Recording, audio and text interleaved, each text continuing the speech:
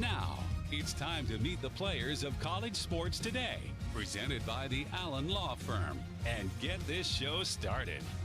He's a Heisman Trophy winning quarterback, a first-round NFL draft choice, and a member of the College Football Hall of Fame as both a player and coach.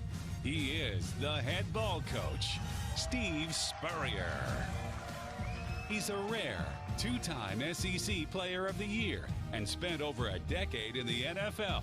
Ladies and gentlemen, Shane Matthews. And presenting the host of the show, with over 25 years of sports broadcasting experience, Terry Norvell. Coming to you from the Future Home Loan Studio inside Spurrier's Gridiron Grille, it's time for College Sports Today with Spurrier, Matthews, and Norvell. Presented by the Allen Law Firm.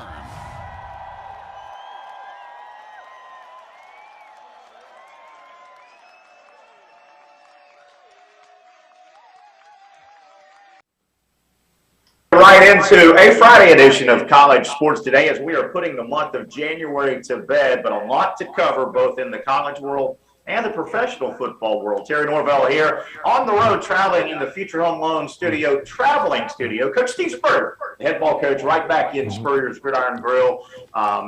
He is broadcasting live from his podcast room in Spurrier's Gridiron Grille, located in the Celebration Point, the brand new, beautiful Celebration Point area of Gainesville. We're going to have Coach Spurrier for 20-25 minutes or so on a bunch of topics. Coach, welcome to a Friday edition. I want to dive into the NFL, obviously. We will set the Super Bowl by late Sunday night. We'll know who's playing in the Super Bowl. Before we do that, the next segment, Coach, this week was a little bit of a somber anniversary, the 39th anniversary this week of the passing of the legendary Coach Bear Bryant, obviously known from his days at Alabama.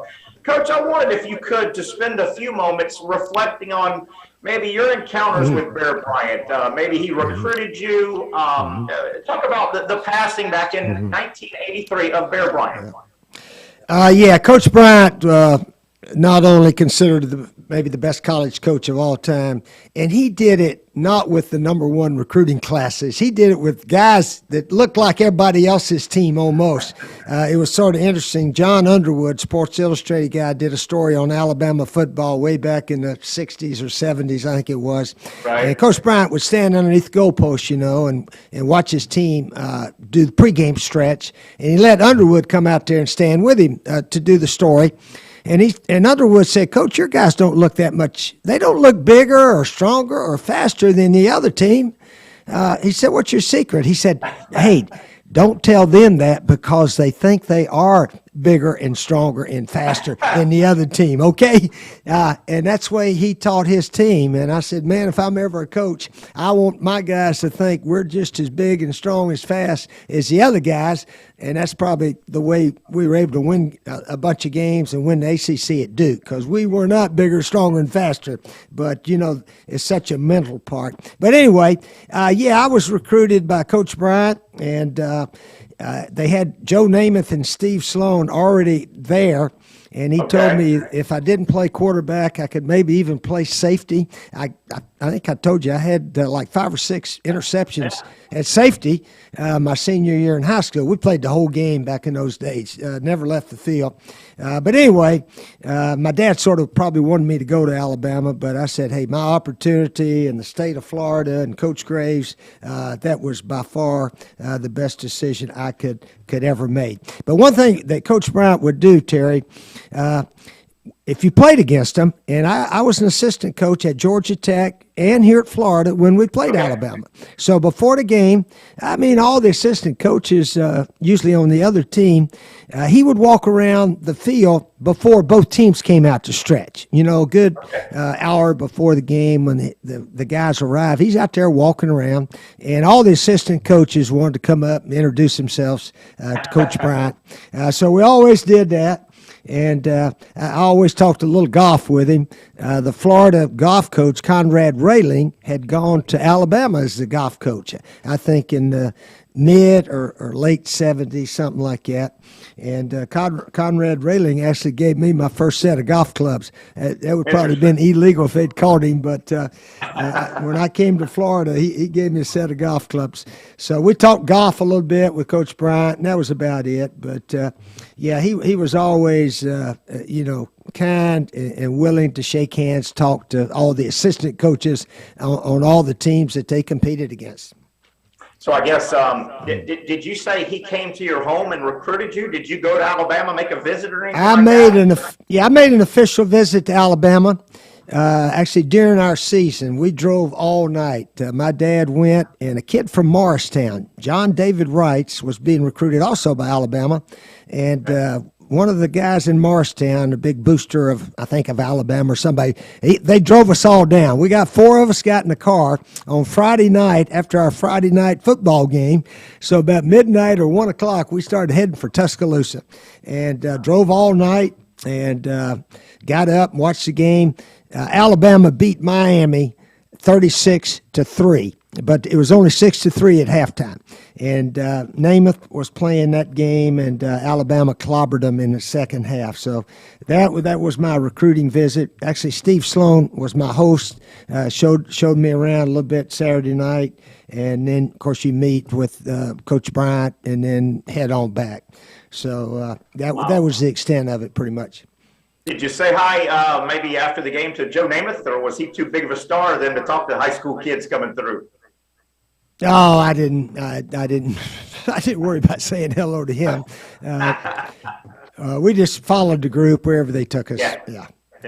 And then I guess when Coach Bryant was obviously the 60s and 70s, Coach Bryant won a bunch of games and a bunch of national titles. The 70s, you were tied up with pro ball. And then, like you said, later in the 70s, once you were getting into the coaching aspect, you bumped into Coach and a few times. There's some great stories. And boy, what one of the 5 or 6 leading figures in the history of college football, right? I mean, Coach Bryant. Yeah, and like I said, his team looked like everybody else's team. It really did. They just played a little bit better, a little smarter, and of course found ways to win. Effort and attitude and all that. I think that's where he was above most all the coaches of that day, is getting the most out of his players, and then obviously tradition at Alabama, I guess, was there a little bit before him. Wallace Wade and some of those famous coaches were there even before Bear Bryant. And, of course, he played there. So he's an alumnus of Alabama. So, anyway, he had a tremendous career. Well, Coach, thanks for going down memory lane. I wanted to leave that off because a lot of stories have been told all week about Bear Bryant. And, again, 39 years ago this week, the Bear passing away. So we're coming up on 4 decades. Next year will be 4 decades. Let's take a break, Coach. I want you to bust down. We've got 2 huge NFL games coming up on Sunday. We will know who plays in the Super Bowl at the end of Sunday night. Coach Spurrier will break those 2 games down. Stay with us here on College Sports Today. Playing football for 15 years taught me many important things we still use every day fighting for our clients. Things like hard work, toughness, persistence, tenacity. Football taught me when you really want something, you got to be relentless and fight for it every day, not just sometimes. Winning consistently isn't easy. You got to be willing to put in the work and do hard things. I've never taken the easy road, and that's made all the difference in my life. Let me show you what having football tough lawyers can do for you.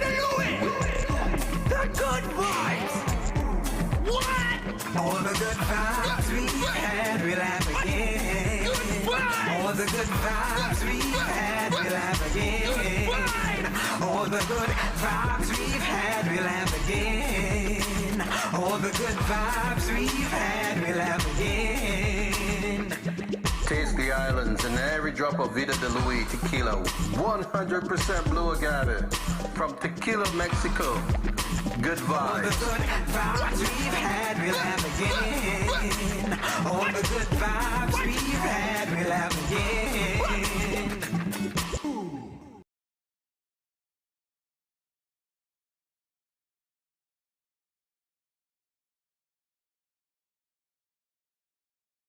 It's time to thank the sponsors that make college sports today with Spurrier, Matthews, and Norvell possible. Vida de Louis Tequila, the official tequila of college sports today. Make sure you ask for Vida de Louis Tequila by name in your favorite bars and restaurants throughout the state of Florida. And of course, with your next margarita inside Spurrier's Gridiron Grille. Safe Harbor Seafood Mayport, Safe Harbor Seafood Crescent Beach, and Sliders Oyster Bar Neptune Beach. The official seafood restaurants of college sports today with Spurrier, Matthews, and Norvell can be found up and down the northeast Florida coast. Safe Harbor Seafood Mayport, Safe Harbor Seafood Crescent Beach, and Sliders Oyster Bar Neptune Beach. The proud seafood sponsors of college sports today with Spurrier, Matthews, and Norvell. J.B. Coxwell Contracting, established in 1983 and offering complete site development. Go with the company generally considered the most well-respected heavy civil construction firm in Northeast Florida. Go with J.B. Coxwell Construction. For advertising information to get your business on college sports today with Spurrier, Matthews, and Norvell, simply shoot me an email, tnsportsjacks@yahoo.com. Again, shoot me, Terry Norvell, an email, and I'll get back with you. That email address again, tnsportsjacks@yahoo.com. Welcome back. It is College Sports Today. I want to thank our title sponsor. You know them, based right there in Gainesville, the Allen Law Firm. Anytime you need to talk to a professional about any situation, accident, something may have happened to you, a loved one, a friend, and you want some legal advice, very, very simple. Pick up your phone, hit pound, yes, pound YES, get you right through to the Allen Law Firm, or check them out online, allenlaw.com. That's ALLEN. Thank you to the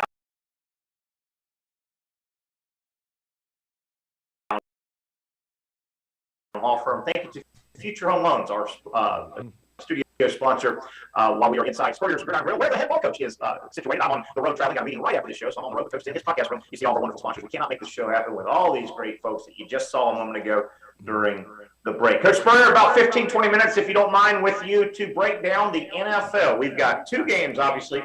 The conference championship games come up on Sunday. 3 o'clock game one is the AFC, Cincinnati, Kansas City. 6:30 game two on Sunday. That's on Fox, San Francisco at LA. Coach, let's start with the early game on Sunday. The Bengals at Kansas City.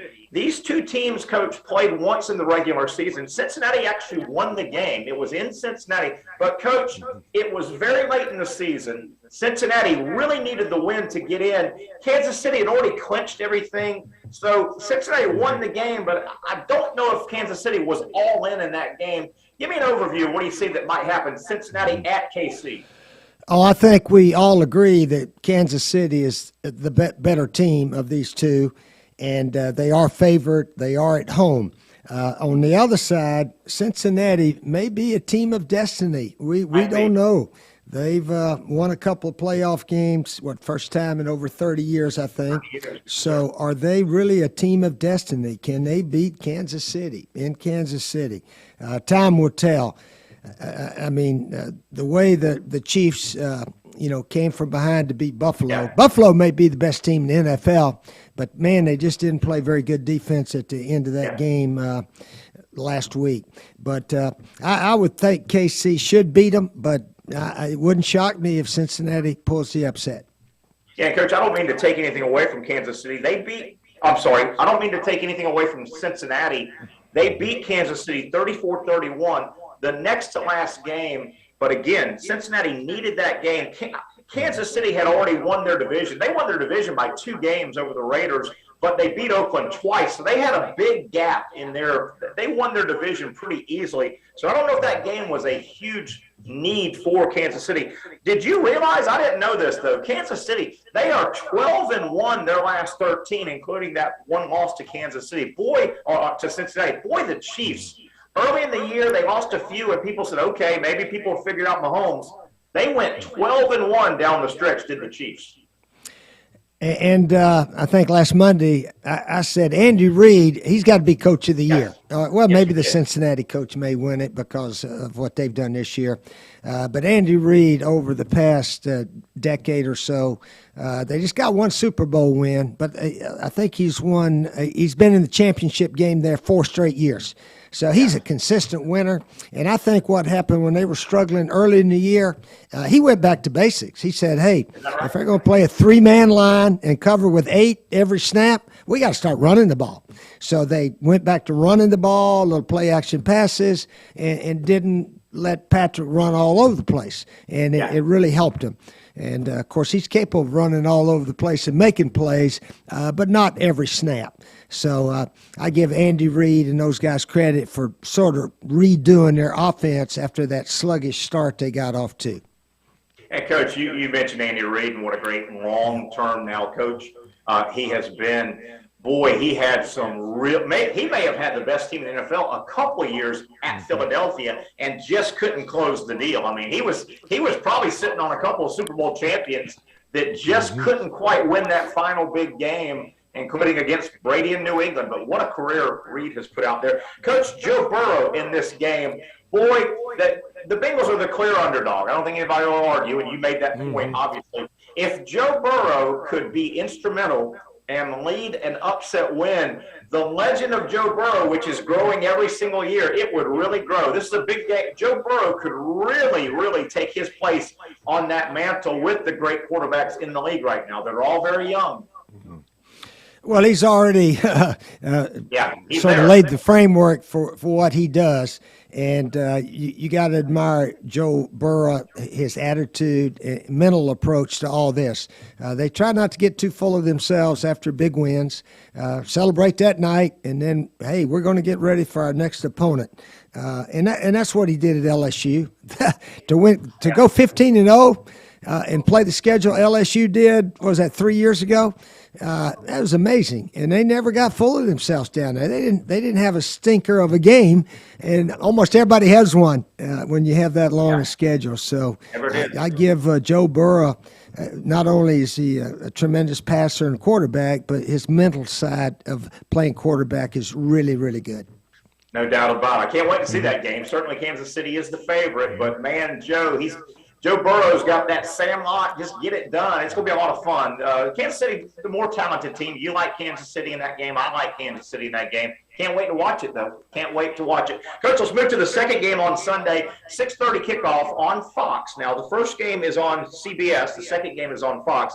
San Francisco, the road team, they play at the LA Rams. That's the Ram home field, and that is also the location of this year's Super Bowl. If the Rams win, they'll play their final 2 games on their home field. San Francisco, Coach, you pointed it out. The Shanahan coaching staff, they've got a great record against the Rams in a short tenure. What is it, 4 games? They've never lost, right, to the Rams? Yeah, I think I read where Sean McVay has not beaten the 49ers. In 0-4, 0-5, something like that, whatever it is. And the Rams are the better of the 2 teams, I believe, but don't sell the 49ers short as far as the ability to win a close game.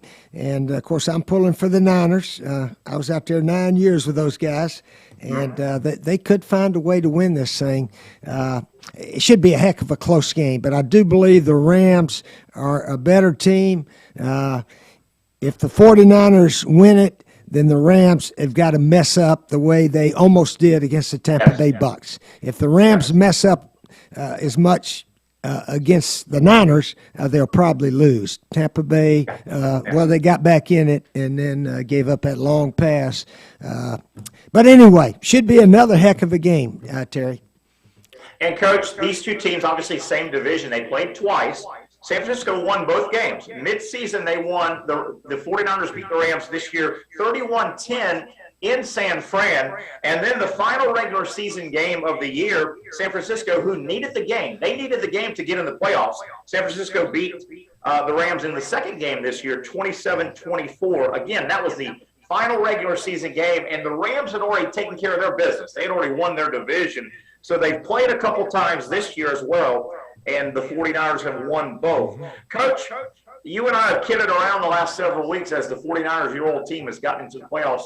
Jimmy Garoppolo scares me to death, and Jimmy Garoppolo getting chased around by Aaron Donald and Von Miller really scares me to death. Does San Francisco want one of those low-scoring kind of ugly games? Isn't that kind of the way they would have to win this thing?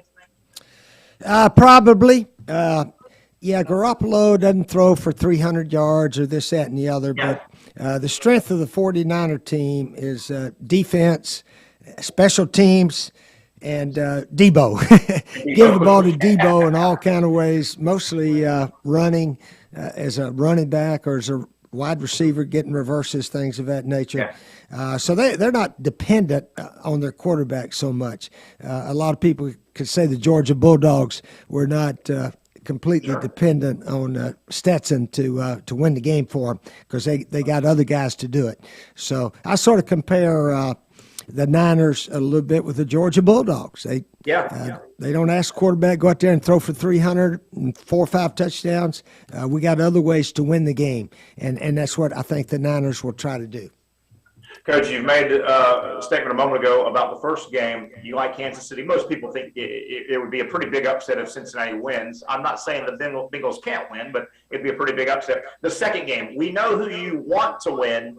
The team that drafted you third overall in the first round, the San Francisco 49ers. Who do you think will win? San Francisco at the LA Rams, kind of a neighborhood battle there. Going to be a split crowd pretty much. Who do you think is going to win that game, Coach? Well, if I was betting, if I had to put a bunch of money on it, I'd probably bet on the Rams because, like I said, I think they are the better of the two teams, and they're sick of losing to the 49ers. I know that. But if they have a mental block that we can't beat these guys, and that's the only way they're going to lose it, in my opinion. I think the Rams are capable of winning this by 2 or 3 touchdowns, but the 49ers, they're a tough bunch, and they could upset the Rams very easily. Boy, if it's anything like last Sunday's games, we're in for a treat. And I can't wait. I'm a college guy, but when these playoffs kick in the NFL, you get sucked in. And most people say this is the best weekend of NFL football, not the Super Bowl weekend. A lot of times you get blowouts in Super Bowls. Every now and then you get a good close game. But these games coming up Sunday should be 2 really good close ones that go down the wire. Coach, I want to ask you one final thing. Get back to the restaurant, Spurrier's Gridiron Grill, where you're at inside the podcast room. By the way, open for brunch now, Saturdays and Sundays. A lot of people, have trouble getting to dinner in the evenings and things like that after a long work day.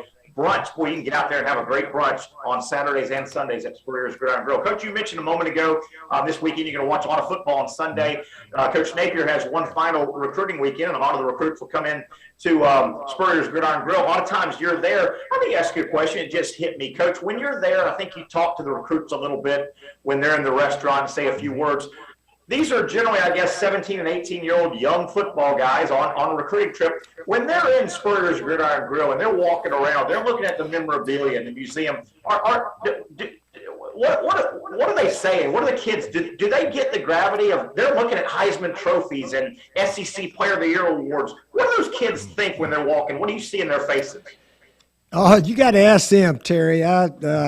I don't have a lot of contact. I usually just speak to the entire group and try to say, good things about Coach Billy Napier and his staff and what the goals are here and the track record that the coaching staff has for helping high school kids develop into the best players they can possibly be. And, of course, you got to sort of sell NFL a little bit more than we used to. We used to sell graduation and winning some SEC championships and maybe a national, which we're fortunate to do.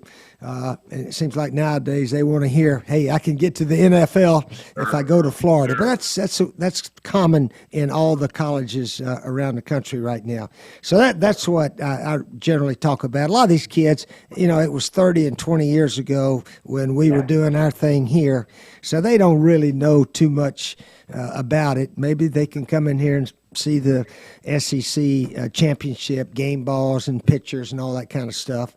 But a lot of these guys, they don't know too much about me or what we were able to do here at Florida. I bet their parents are probably wide-eyed. They got a little bit more idea. a little bit more. Yeah, I bet they do. Coach, I'll leave you with this, and this is just my 2 cents. If Coach Napier has a big Wednesday, National Signing Day number 2 is this coming Wednesday. If Coach Napier has a big Wednesday, I will credit the secret weapon. The secret weapon, if we have a bit for Florida, they have a big signing day Wednesday, is Chef Mark at your restaurant. Because Chef Mark, I'm telling you, if those kids eat that food, they're going to be very happy. Chef Mark does a great job there. Yeah, he's one of the key people here is your chef. And people that come here, they all say, Coach, the food is extremely good at the Spurrier Gridiron Grille. And, of course, the service and all that kind of stuff, our cooks, chefs, bartenders, waiters, they all have a wonderful attitude, just like any football, basketball, any team. You got to have the good attitude and good effort by everyone involved. And right now we've got that going, and we plan on continuing that. I'll tell you one thing. I like the diversity of that menu, too. If you want the top shelf best steak, you're going to get it there. If you want the best bottle of wine, it's there. And you come all the way down. Man, my last dinner there, I had the Johnson City tomato and grilled cheese sandwich that was out of this world, Coach. It was great. Coach, thanks for your time. Thanks for busting down those NFL games. And I really appreciate your looking back at the your relationship, a little bit of relationship with Coach Bear Bryant. Enjoy tonight. Yeah. Enjoy Sunday, and we'll talk on Monday. Let me tell you real quickly a couple other little Go ahead. Coincidences. In 1986, I went in the College Football Hall of Fame as a player, and that's when Bear Bryant went in as a coach, 1986. He had already passed away, but he was inducted the same year I was.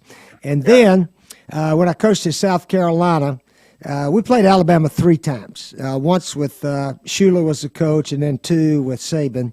But anyway, when we had that huge upset that everybody talked about for the last 11 years until Georgia Kirby finally beat Saban, the game that we beat Alabama was the game that made me the second winningest coach in SEC history behind Bear Bryant, of course. And it was against Alabama. Now, I wonder what the odds on that are. We had, about 150 games at South Carolina. But as far as conference wins, that gave me 107. I mean, his is way up there, 250 or something. Now, Nick Saban may be number 2 now. I'm not sure if he's past 107. He probably has. But anyway, it was Alabama game that got me second behind Bear Bryant. Good stories. Unusual. Good stories indeed, Coach. Thank you so very much. All right, man. All right, Terry. Good talking to you. All right. We're going to send Coach on his way. Stay with us. We're going to come back and we'll talk a little SEC, Florida State basketball. A lot going on in the world of college basketball. We are heating up the Big 12 SEC Challenge as January is taking off. February, huge games coming up in the month of February for March Madness seeding. We'll talk about that and a lot more as we wrap up a Friday edition of College Sports Today. Playing football for 15 years taught me many important things we still use every day fighting for our clients. Things like hard work, toughness, persistence, tenacity. Football taught me when you really want something, you got to be relentless and fight for it every day, not just sometimes. Winning consistently isn't easy. You got to be willing to put in the work and do hard things. I've never taken the easy road, and that's made all the difference in my life. Let me show you what having football tough lawyers can do for you.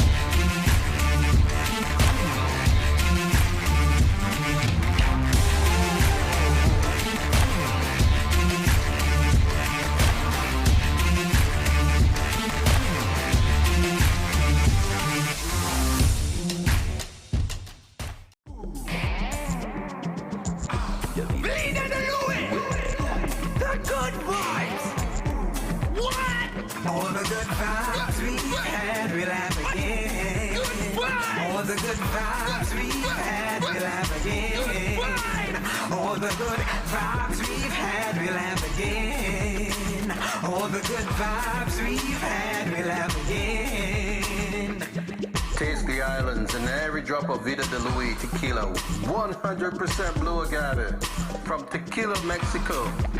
Good All the vibes. good vibes we've had, we'll have again. All the good vibes we've had, we'll have again.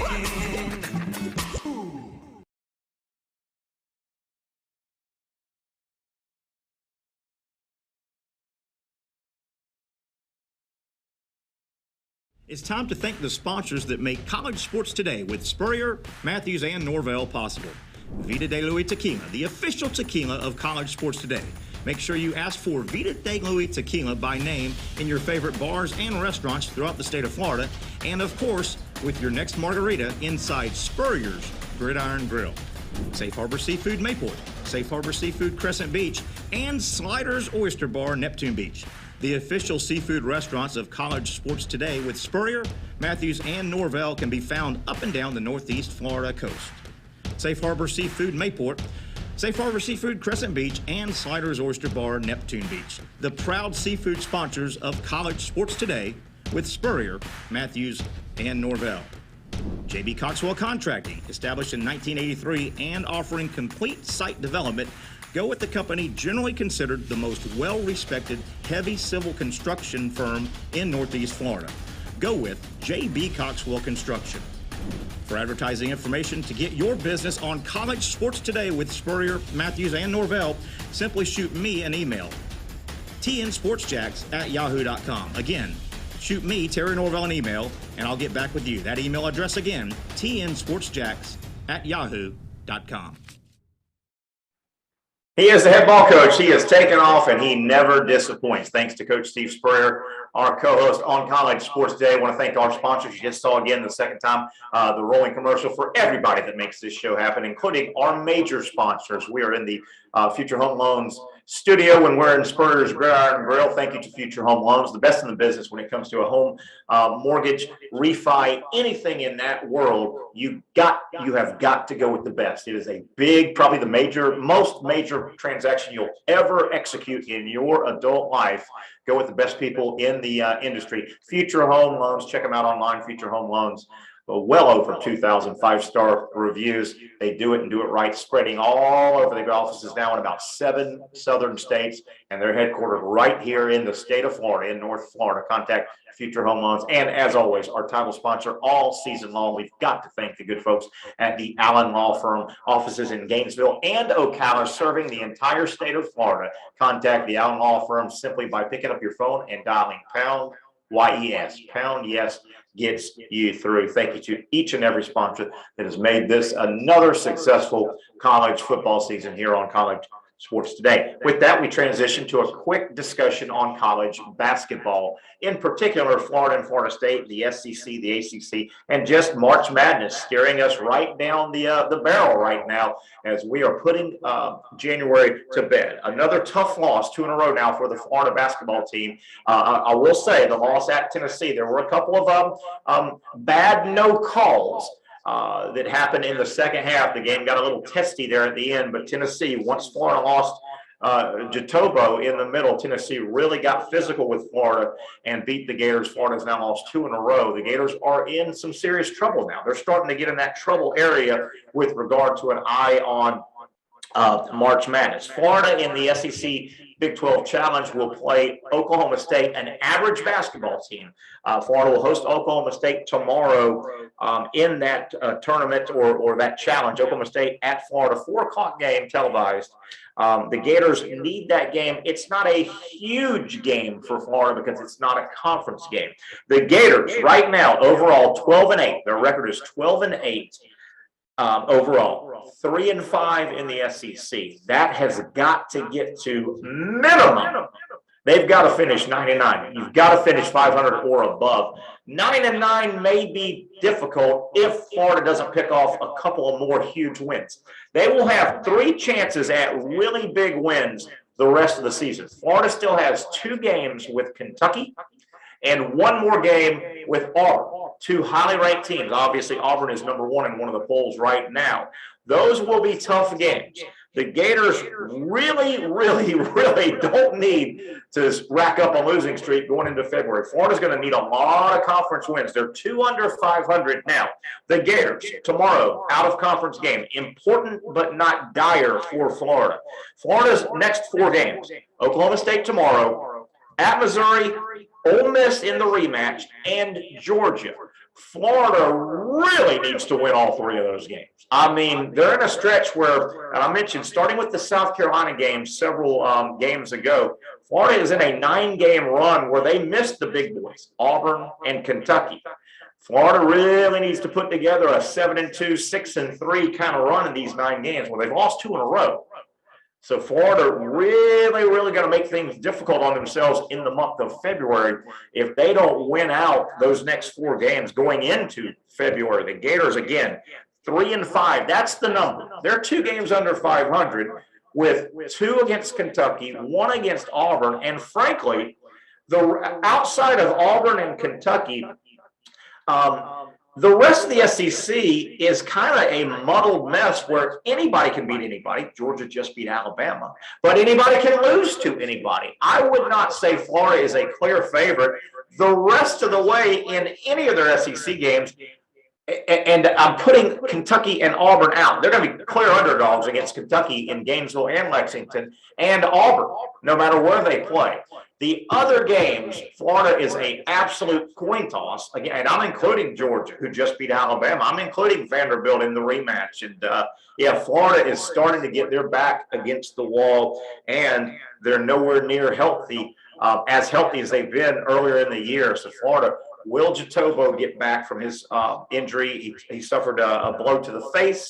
Felder has been out. Colin Castleton, very, very tight-lipped, but it doesn't appear he's anywhere near playing. Maybe he'll surprise. But, Florida starting to really, really need wins in a bad way as we're heading into February. You're going to look up, and February will be gone. And the last thing the Gators need is to have to go win the SEC tournament to get in March Madness.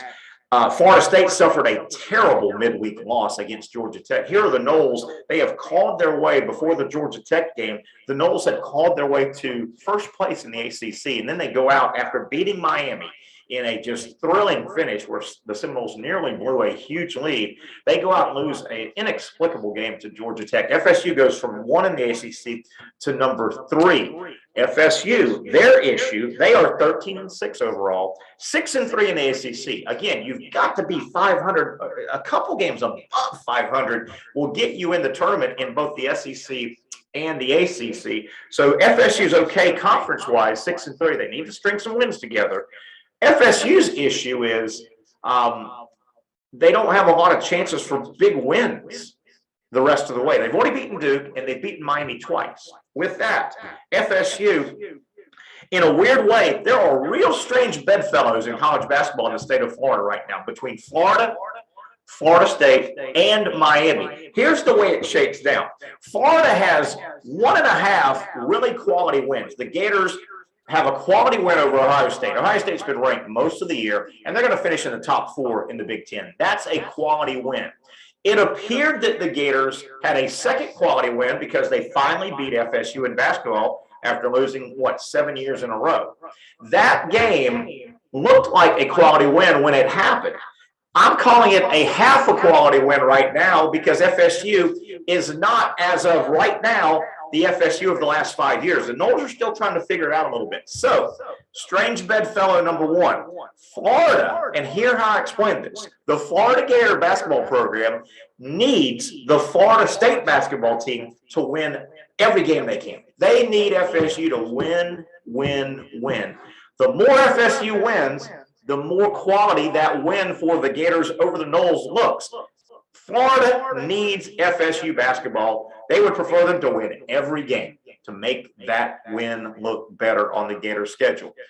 Florida State, conversely, they just beat Miami over the past weekend for the second time. Miami leads the ACC. The Hurricanes are having a big year. Can they sustain it the rest of the year? I don't know. Miami has already beaten Duke. Miami is on top of the ACC.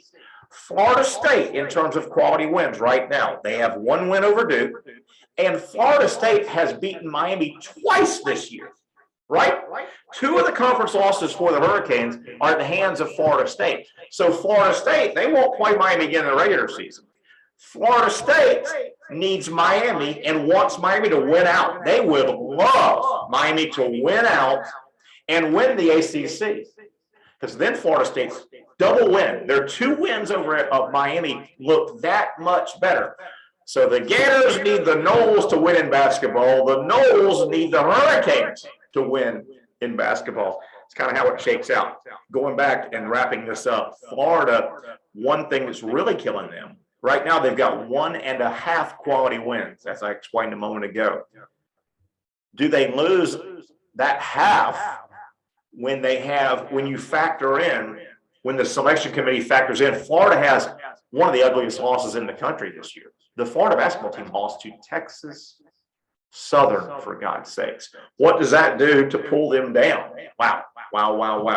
Win is the bottom line. You got to win. And Florida State really starting to scrap. You don't want to have to go out. I'll just use Florida as an example. You don't want to come into February and go, man, we've got to win all of our – we might have a 2-game cushion in the month of February, and some of those wins better be over, at least one over Kentucky and an Auburn. You don't want to have to go beat those guys, win to get in, or win to prevent having to win the tournament, the conference tournament, to get in. A lot of basketball is yet to be played. It'll be fun to track. Tomorrow, by the way, what a great schedule by the SEC and the Big 12, the basketball challenge. Tomorrow is the perfect day to play that challenge, and they do it they're smart about where they put this challenge, the final Saturday in January. Tomorrow, Saturday, if you think about it, it's the first Saturday without a meaningful football game, either college or NFL, since late August.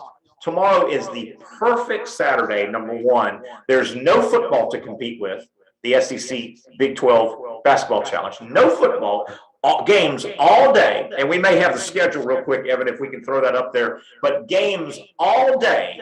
And this time of year, most of the country is in ice, and under snow and just terrible weather. Great time to, A, not compete against football on Saturday, and B, the weather is conducive to sit in and watch. So there are the 10 games. There's only 10 because the Big 12 only has 10 teams. So 4 SEC teams have to sit out every year in this challenge. The 3 big games, Baylor at Alabama. Alabama really needs a win there could really help Alabama's chances going forward. The second of the 3 big games, in my opinion, Kentucky at Kansas. That should be a great basketball game, 12 versus 5. And then Tennessee, Texas. Tennessee, Rick Barnes, former Texas coach, goes back to Austin. That should be a lot of fun. So there's the schedule. Perfect Saturday. Bad weather around most of the country. Sit indoors, watch college basketball all day, and don't wrestle with college football or the NFL, which their 2 games are tomorrow, Sunday, obviously, the conference championship games, as opposed to last weekend. They had 2 on Saturday, did the NFL, and 2 on Sunday. So there you have it, kind of a look ahead to March Madness, peeking ahead, because it'll be here before we know it. Florida and Florida State, they've got some work to do, both of them, to get into the tournament. We'll track that as the month of February unfolds. That'll wrap it up. Hope you enjoyed the Friday edition. I know I did. Coach Spurrier, tremendous as always. If you missed it, check out the archive on the Facebook, College Sports Today Facebook page that you're watching now. Our podcasters, you can always go back and watch it as well once you listen to the show. And we thank you folks for watching and listening to College Sports Today. Thank you to Evan Miller, our producer behind the scenes, making everything happen, and he will do it again Monday, 11 a.m. for our next edition of College Sports Today.